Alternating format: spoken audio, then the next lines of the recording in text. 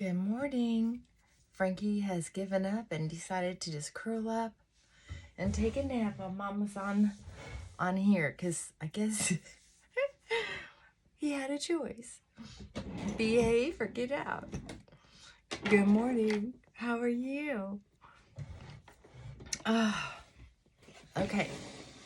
So I said my next video I would tell you how I got in the business.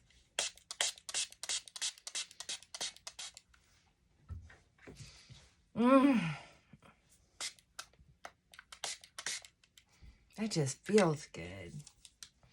Okay, so I haven't written a script or anything, but I have told this story a couple times, mainly with my therapist.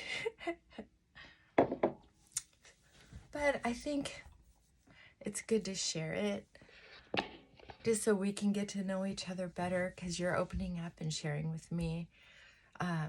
Some of you share some heartfelt parts about you and your life and how you've been brought up.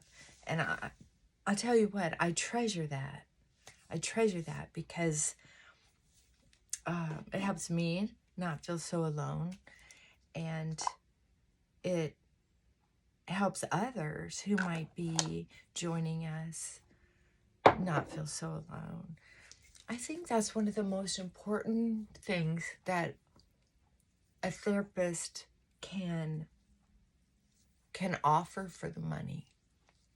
Number one, if we normalize therapy like we normalize dating, then people won't settle for therapists that aren't a good fit. And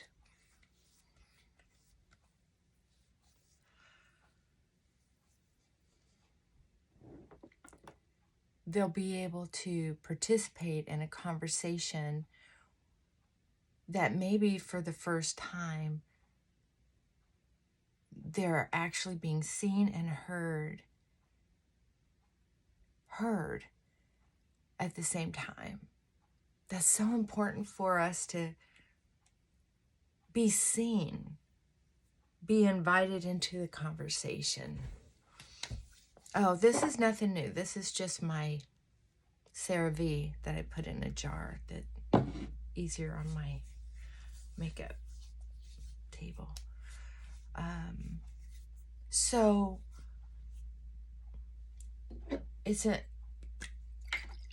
when I was, let's see, where do I want to start? Well, we'll start there.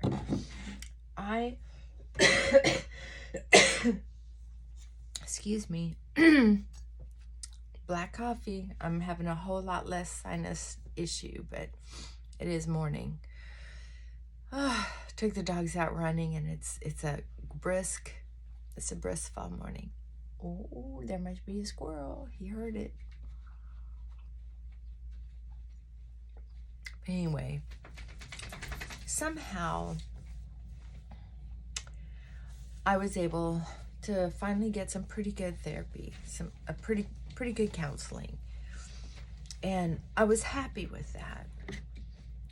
And by what I mean is pretty good is I had been in and out of relationships, in and out of friendships, in and out of living situations, in and out of financial security, insecurity, my entire life. So at some point in my healing, I had a chance to breathe and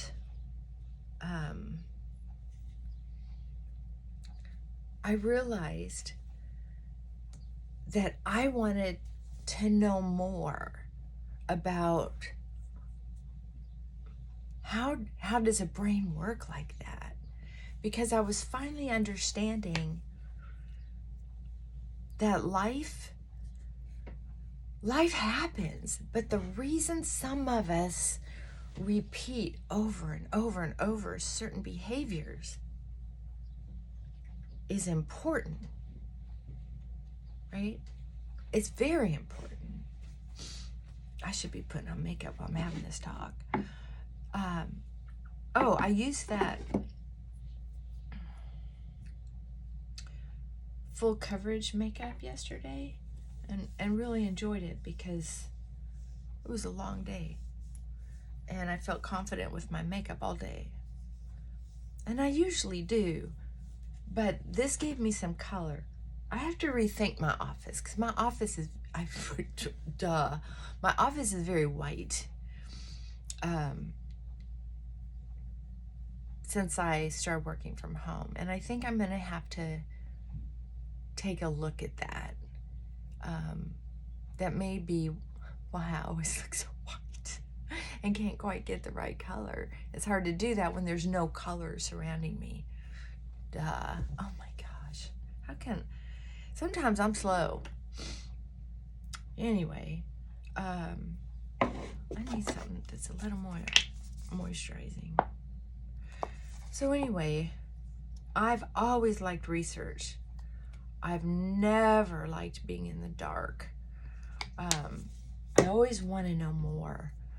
I don't know if any of you remember Mary Hartman, but when I was in grade school or middle school, that show was on TV. And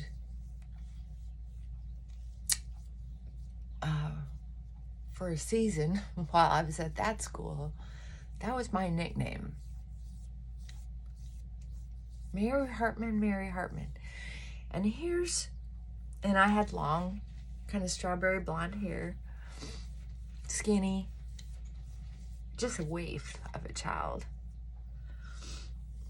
And I watched that show, so I knew who they were talking about. And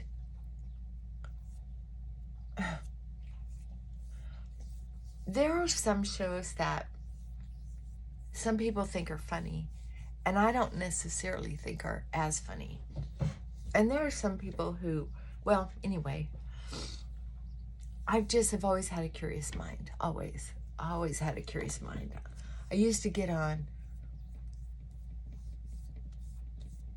some people's nerves because the questions I would have were like I heard this consistently throughout my childhood and growing up years. Why do you have to dig so deep? Why are you taking everything so seriously? Who cares? You just always have to ask 5 more questions, don't you? You know, stuff like that. And that's part of the reason why I haven't really felt like I was invited into the human race. And I'm getting there. So, excuse me, I'm so sorry. Anyway, the thing is, even with good therapy, I wasn't getting the education part that I wanted about the mental health spectrum, the healing spectrum, the why some things didn't work for some people, right? And how some people's personalities are so different when we have basically the same brain, basically the same body, basically the same operation, physical operation, operational codes. I just didn't understand how then some of us could be so different from each other. And I also could not figure out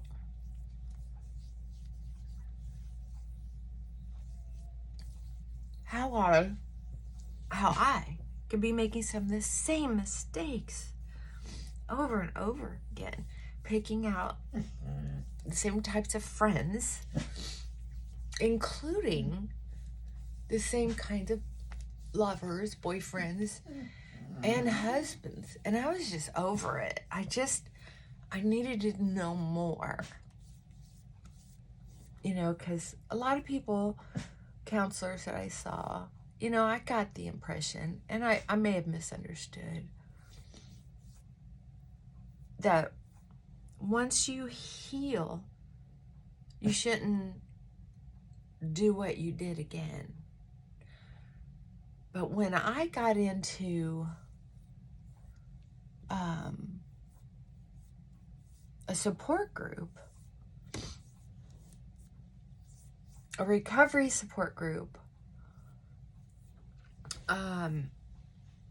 it also taught me that if you had consistent help, consistent support, consistent friends, and a higher power of some kind, you're less likely to make some of the same mistakes.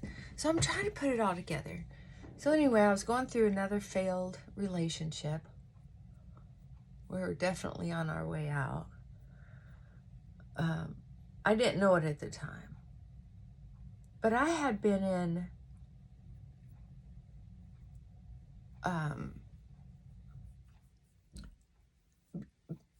back in the day, you didn't need a degree to be a counselor. You could simply be a registered counselor. Matter of fact, I think you had to go to school to be a hairdresser, but you didn't have to go to school to be a counselor. You could just register with the city, county, state, something like that. I don't even remember. But I was counseling for a long time, and I was also volunteering for a long time. I was helping hospice with death and dying patients in the early 90s. I was helping recovery people in recovery try to find balance in their life and to kind of help think through. So I started early in the 90s, and then I progressed to having education, and then started making more money and starting and growing in my desire to help people, and started my own little companies. Like one was the domestic violence, and I was volunteering with the YWCA in the victims groups, and I was also making money off of counseling and doing group therapy for perpetrators through the court systems. The city-state I lived in had programs for domestic violence that included counseling and group therapy to help shorten their sentences. And so that journey was amazing. So I got certified in that. Each time I got certified, it was by accident. I met a shaman out in the state of Washington in a healing circle who introduced me to drumming circles and spirituality at a deeper level. And he happened to be in the business of domestic violence perpetrator side. And he certified counselors for that. So it was just this tumbling effect of how I just accidentally stepped in. Like the women I was helping in recovery, I did that because I went to recovery meetings, and then they were like, I want you to help me. I got involved with the hospice because I was helping someone in recovery, and someone they knew was dying. And then because I was there was a hospice person there, hospice nurse or doctor, and invited me to take the course for that. Then I also was a hairdresser back then, April's Hair Studio, and day spa. April's Hair Studio and day spa. And so somehow I tripped into Look Good, Feel Good Foundation, which was to help people who had been going through cancer. So I helped with my community with wigs and counseling and their hair as it was growing out. So anyway, skipping forward, I started taking these thoughts so seriously about how do I learn more? How do I learn more? I just got so curious about the brain, and how in the world could someone who, I thought I was so smart, how could someone as smart as me and as perceptive and receptive as me keep making some of the same hard-headed mistakes? How could I not keep my mouth shut when obviously when I opened my mouth, I got into trouble? But I had this part of my head that said, if I don't speak up for myself, I'm going to suffocate, I'm going to die, kind of thought. I mean, that's how it came across. Matter of fact, I would even black out sometimes. And later I would be told something that I had said, and I would deny it because I didn't remember saying that, right?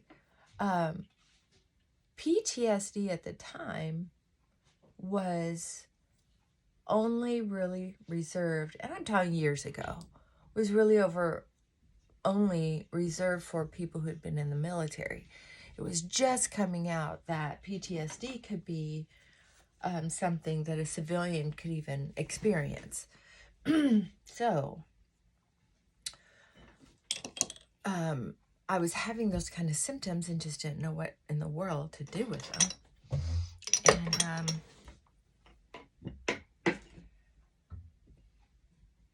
I wanted educated. So anyway, I went to the local community college, and I thought maybe I'll take a class on. I'll just go look at the class list. I'm gonna see if they just have a basic psychology class, just so I can get to know the brain better. And I was going through, and a lot of you in the profession of counseling, therapy, psychotherapy, even being a physical doctor, if you're doing something that doesn't live up to the expectations of your field, shame starts building up back here. Like when you have an extremely overweight doctor and they're talking to someone about their heart condition or diabetes or whatever, that's going to be tough. When you have a psychotherapist who's having, or a registered counselor,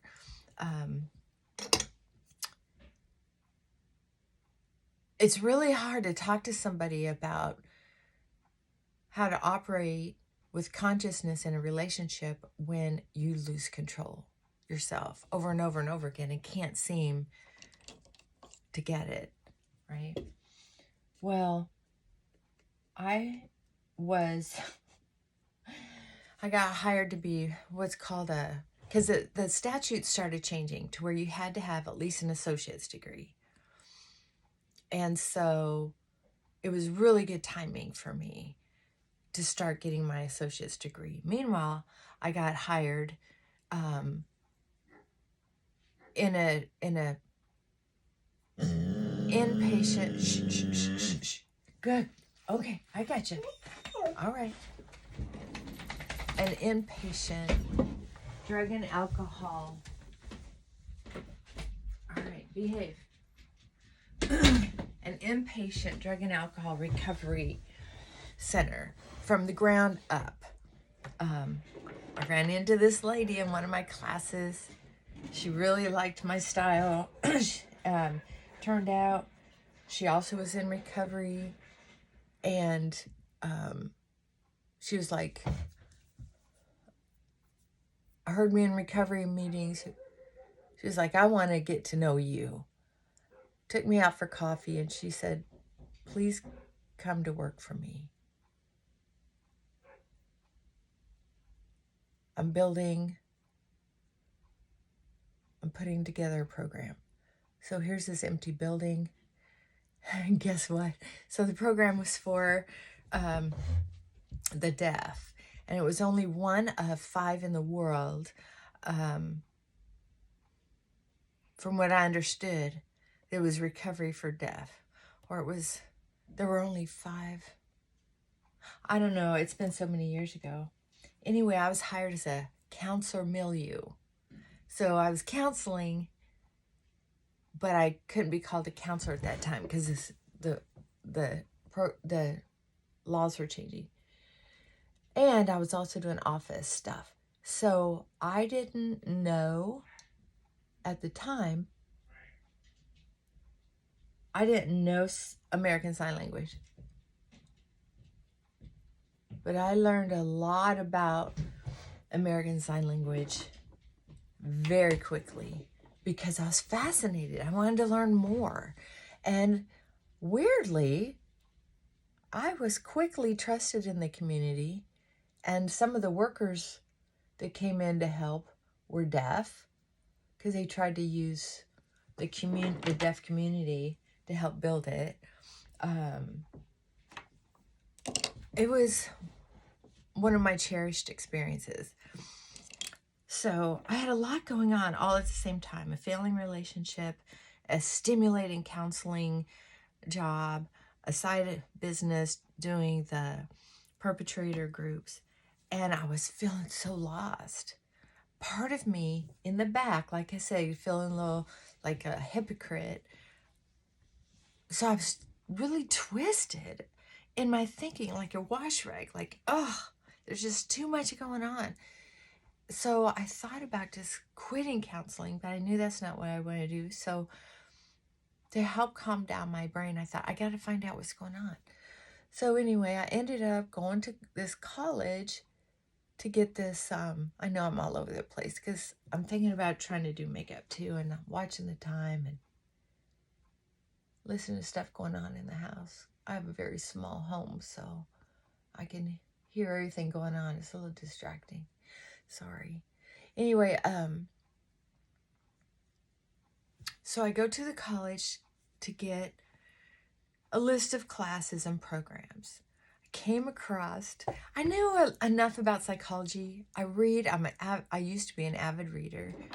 And I was just like, I really think, after I was reading it, I really felt like the basic psychology 101 was going to be too elementary for me because I had read psychology books. I'd already been reading a lot. I wanted something more that I didn't have. So I came across a book or a class, a couple different classes that I really wanted to get into. One was called Abnormal Psychology. That's what I want to know. Duh, that's what I want. And then there was another class called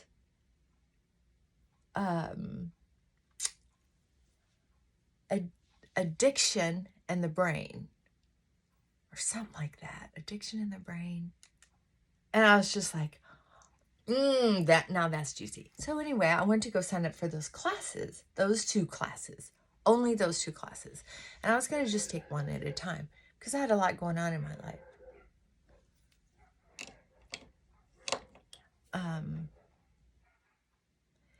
So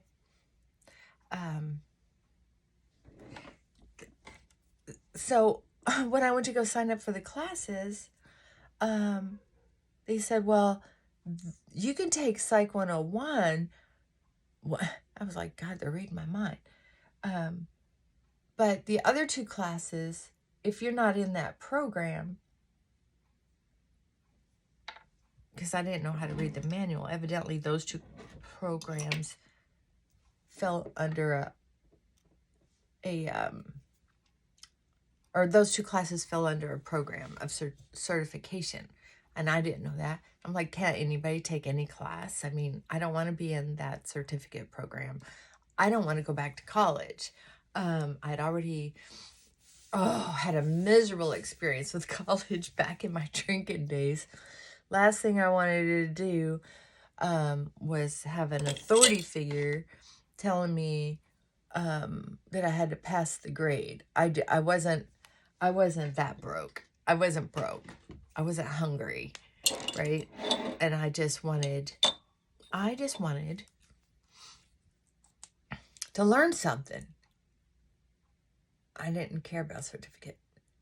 So anyway, they were like, oh, I'm sorry. Everybody in those classes is in a certificate program. We don't offer those classes to anyone else because all of the conversation has to do with being a drug and alcohol counselor. Well, I've worked with drug and alcohol all the time and for years, so I thought, why do I need that? I don't want any more of that. My dog and the neighbor's dogs are being ridiculous. I wonder...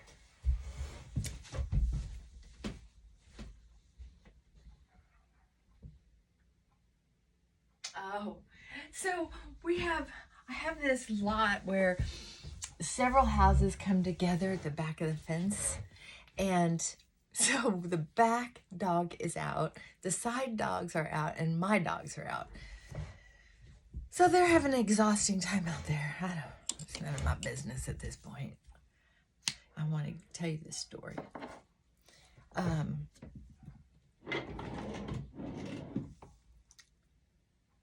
There's a fence between them, so they're fine. My dog just thinks he's hot. He's the one who makes everything worse. He's just got to be top dog, little guy. And he's the smallest, well, he's not the smallest dog out there, but there's 2 dogs out there that are pretty big. Then there's Molly. You've seen Molly.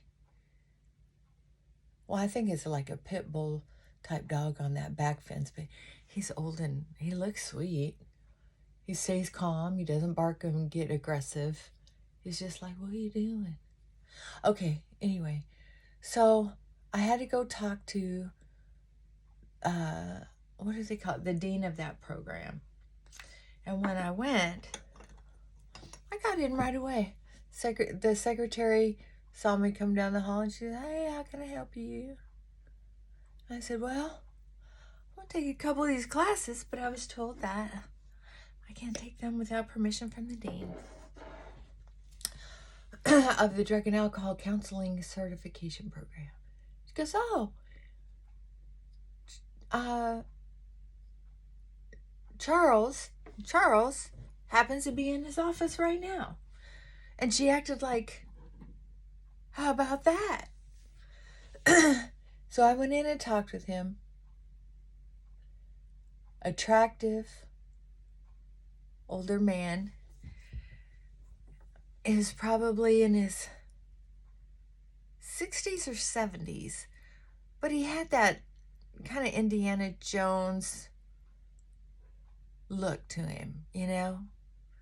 Where he's a little masculine looking. I think he had bald hair. Or very little hair. He had on corduroys and a comfortable looking button down shirt, comfortable looking shoes. And I recognize that because I'm listening to those dogs yapping. It's so irritating to me.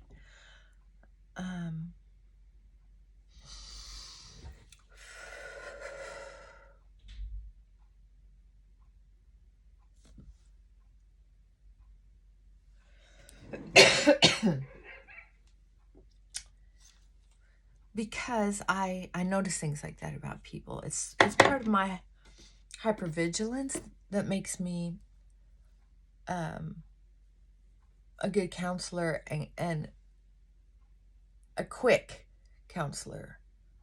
I have this thing where I can see someone's, whether they're flushing, how much their eyes are watering or not, if they're have dry mouth, or if they keep swallowing. I recognize the micro expressions, body language, how they're dressed. I can tell a lot about a person within a very short amount of time. Am I wrong? Ever wrong? It doesn't matter. The fact is, it gets me on the right track pretty quick. It's not like judging them bad or good. It's putting eggs in my basket that I can explore if I need to, or put aside because I can ask one question and go, oh, okay, here we go. Or only 2 questions and they're like, oh, okay, we're on this track. So it just shortens the time someone needs to be in therapy, really.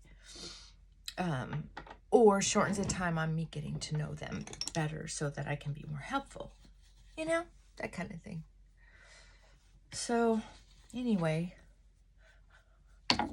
with his style, I felt comfortable right away. Also, with his energy, I felt comfortable right away. And we're just in a conversation, and he's talking about his program and what it has to offer. And I was like, no. Let me stop you. I don't want to waste your time. I'm sorry. Well, let me back up, kind of thing. I said, I don't want to be in the program. I have a lot going on, this, and this. And I just, honestly, I don't want to start a program. I just have this hunger to learn about these 2 classes. And I don't really care about any of the other classes, which I hadn't even gotten that far. I didn't even research them or care. I just didn't care. I didn't need them. So anyway, guess what? I ended up being in his office for 3 hours because he was fascinating and he was talking my language of a therapist, addiction, the brain, personalities, the things that make us curious, the things that make us feel. I mean, by the time I walked out of there, and the more he kept trying to talk me into the program, I was just like,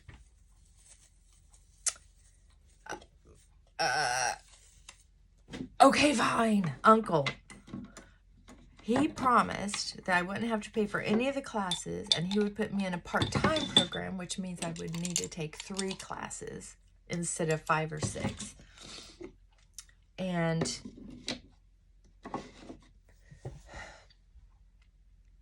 after 3 months, 90 days, I could come back to him and let him know that I didn't want to be in the program. And he would take the charges off of my, he would have me reimbursed. Can you believe that? I would be reimbursed. So finally I was just like, okay, fine. And it was probably, so anyway, then he talked me in taking this other class. So here I am taking 3 classes. Hadn't been in college successfully ever. And here I am taking 3 college classes. So I went home and told my husband at the time, who, once again, I was in a relationship that I just could not handle. I kept making some of the same mistakes I always made and just couldn't stop myself. I wasn't cheating or lying, but my temper was awful. I didn't know how to have a conversation I felt like I was losing. I would panic and get overworked. I would panic like it was life or death. That's just the truth about me. I'll be honest with you. So anyway, I'm still in counseling, still frustrated every day, working at a very rewarding career, and now I'm taking 3 college classes every day. Or throughout the week. I don't remember if it was 3 classes a day, 3 days a week, or 1 or 2 classes here and there. I don't remember. But anyway, it was just 3 classes. And you had to show up. Back then, I wasn't there. I didn't know much about online classes at all. Anyway, I was so fascinated with everything I was learning in there. And one of the classes of the 3, I told you the first 2, the 3rd one was adolescent psychology, abnormal adolescent psychology. So it was kids on drugs or kids from dysfunctional homes and how they keep getting in trouble, that how their brain doesn't wrap around normalish lifestyle. Anyway, I forgot the exact name of it. I'd have to look at my transcripts. Anyway, each class offered me a way to understand that I had PTSD and that my behaviors, sharing that with you is important. And that is part of why I kept exploding. I mean, you know, it's easy to say, especially for women, that they have bipolar, that they have, what's it called? Or young people have defiant disorders. What's the other one? Reactive defensive disorder or something like that. Anyway, it's easy to see that. It's like, oh, it's just automatic. That's just, you know, their personality. They swing up, swing down, swing up, swing down. And so part of my dis-ease before I started these classes was I didn't know enough, and I knew it. That it's like, how can all these people have bipolar? How could all these people be borderline? How could all these people? And I thought I was one of those people. I didn't know enough about, but I didn't know enough about addiction in the brain. Even though I was in recovery, I got the the basics in support groups, but I didn't get the nitty gritty. So that's also about the time I started Al-Anon. And in these classes and working and in this dysfunctional relationship and in therapy. Oh my God. So all of a sudden I was in this sort of melting pot of things getting stirred up and shaken up and connecting like a spider web. I mean, it was fascinating to me. I was like a kid in a candy store, so to speak. Well, I finally thought, oh, I need to go like 3 months and a day later, because I thought, oh man, I didn't make it, you know, at the 30. I could have gone to him after 30 days and told him, yeah, I'm going to be in the program, because every time I learned something, I wanted to learn something more. I was on fire. And I was just, you would think as long as I had been in the business and in recovery, I would have just flown through the classes. But I wanted to know every little morsel. And sitting in the classes, and this is what I wanted to tell Charles Davidson? Or David Charles, I think it was Charles Davidson.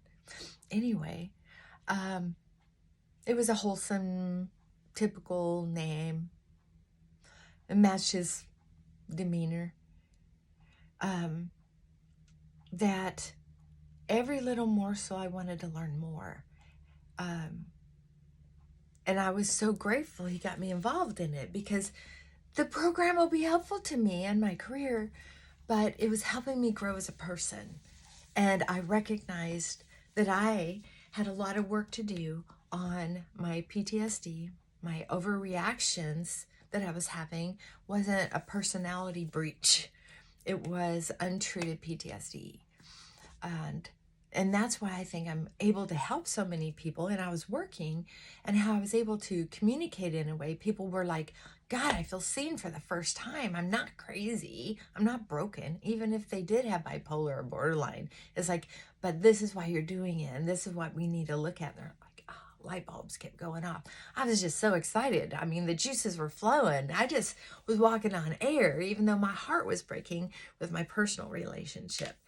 And that's what I needed. I needed something to keep me from going into the darkness, the despair of yet another failed relationship, and the remorse that I wasn't able to change sooner to save the relationship. Oh, what a mess. That's where I really found my biggest challenges. And then I found out that's typical, whether you're a therapist or a normie. Personal relationships are hard, especially if you're with someone who's not perfect either. So anyway, I went to go see him. I'm all proud of myself. And there's no one there. The secretary's not there. Doors are locked. Things are closed down. And finally, the secretary, I was just like, if I wait here long enough, somebody's going to show up. I mean, it's a business day. Maybe they had a late lunch. Maybe they're in a meeting. I'll just hang around. I didn't have anything else to do that in between classes. I remember, it was just this white hallway with doors and white old college floors. So I'm just waiting. And this lady comes in, and she wasn't as chipper as she was before. I thought, well, it must have been a business meeting. So anyway, I was talking to her. I said, hi.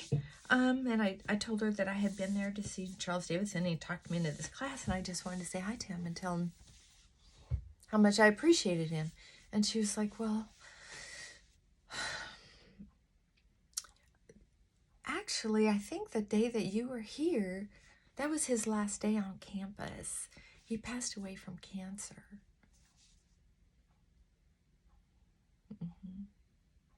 And he knew that probably, in my estimating, she didn't say this, but I'm thinking,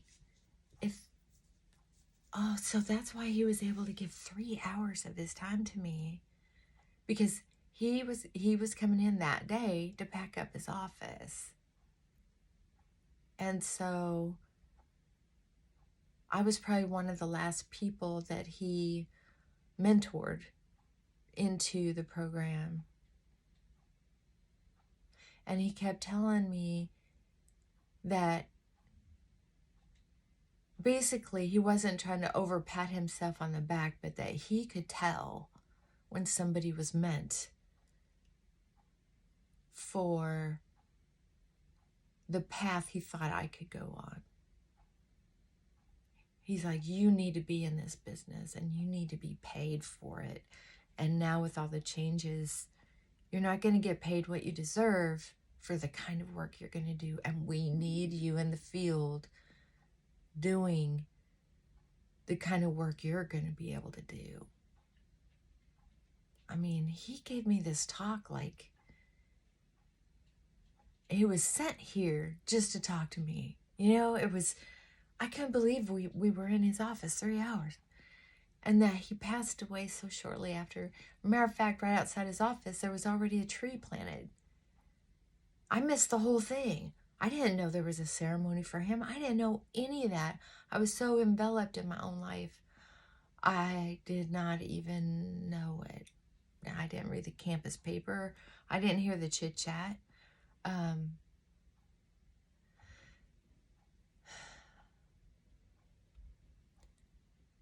And instead of feeling remorse for missing out on it, I felt softly remorseful, like, oh, I'm sorry I missed that.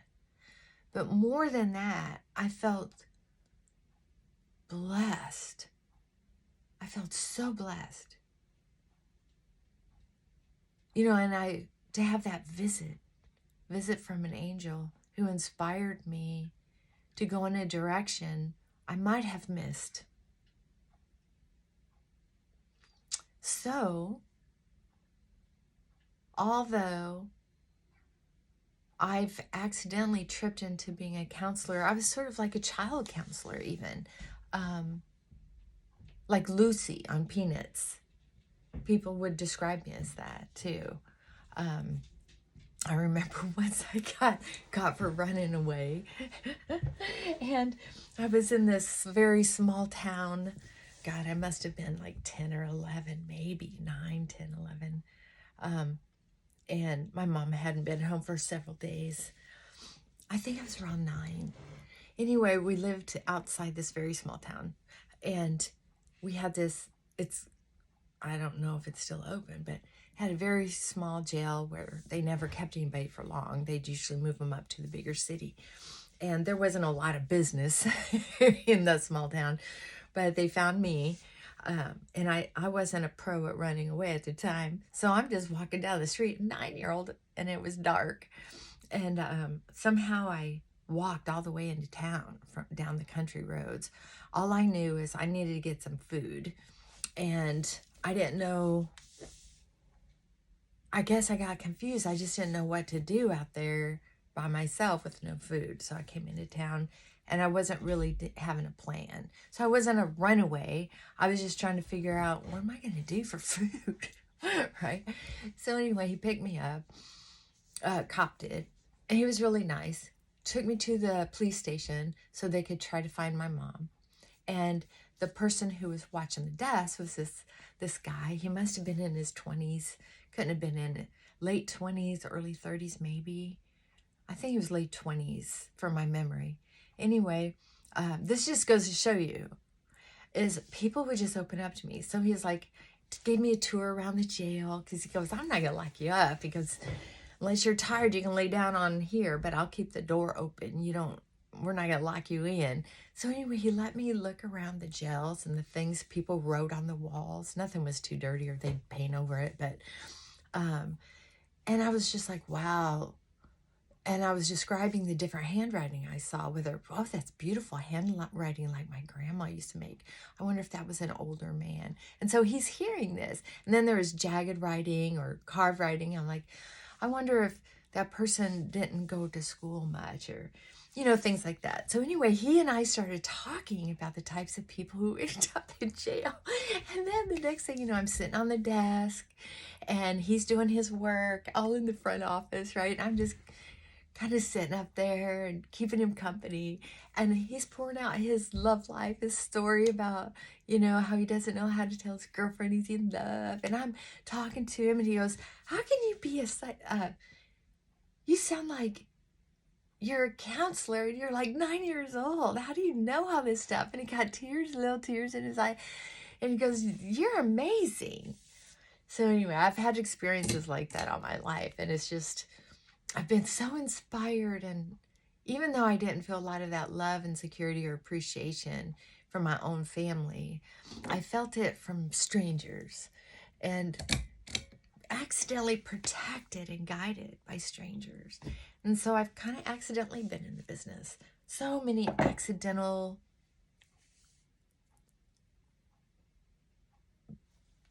guideposts, railings to make sure I didn't fall off my path to be a psychotherapist in the specialties that I'm in. Freaking amazing. I'll tell you more stories as we go. But before I go, I also want to point this out. Where has life kept pushing you? People you've met, readings that you've done, passions that you have, whether you shut the door on them or open it up.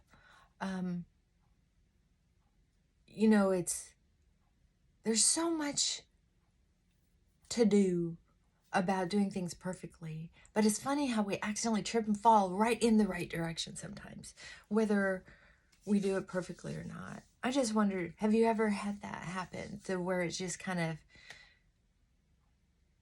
put you in the direction that maybe you were meant to be? And even though I'm not proud of my failed past relationships, I know that had I not gone into the directions that I've gone, I wouldn't be sitting here feeling about me the way I feel about me and my journey. I would still be caught in the trauma of disappointment over and over and over again and feeling like, why am I on this planet? This is ridiculous, right? Just saying. And I think that's why it's easier for me to work with the certain clientele that I work with, especially when they feel like they want to die or they're going to die. They get to talk to someone who gets it, who understands quite a bit. Not everything, still learning. Anyway, I love you, and I have to get in the office. Oh my God. All right, mwah. Bye for now.